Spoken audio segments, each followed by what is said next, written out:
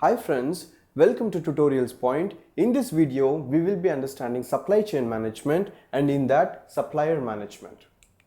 We will be understanding supplier identification selection, supplier introduction, supplier component introduction, and then supplier performance. First, we will be understanding who exactly is a supplier. Someone who is going to add a value to the customer through his product or service can be considered to be as a supplier. We will be understanding the identification and the selection process of any supplier. We need to do the research, and through the market intelligence, we will be identifying some suppliers. We will be having initial visit to him. We need to understand his potential through a right assessment tool, and then if it is working out in our strategic collaboration sense, we need to go ahead in further discussion with that particular supplier. We can introduce that particular supplier if all the things are meeting and if he makes a lot of sense in our strategic collaboration in long-term sense.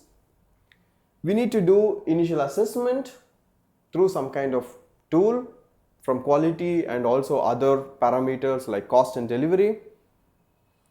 Preparing a development plan when we see certain gaps. Enforcement of this planning.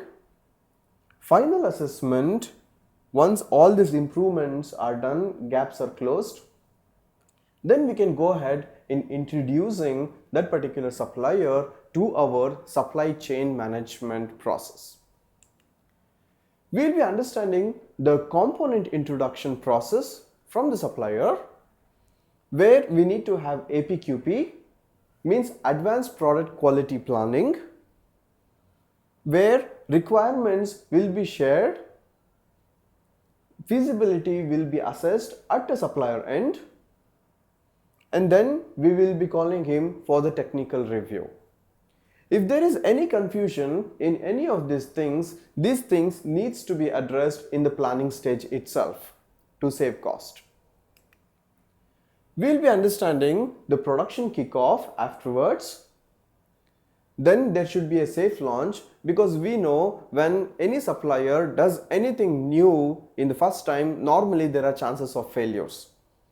We need to get rid of that, so there should be a safe launch mechanisms where additional inspections or additional precaution in the process control to be adopted. We will be having the project handover once it is safely launched. Then we can have the ramp up in volume and business. Finally, once this particular product ends its life, we can go for product termination. We need to do the sufficient spares manufacturing before we go ahead with the product termination planning. We will understand the supplier performance once a supplier is introduced and his components are introduced and managed in our supply chain management. From quality, cost, delivery, supplier needs to be assessed regularly for his performance levels. If these things are not assessed, measured and sent feedback to the suppliers, that means to say is continuous or continual development will not happen over a period of time.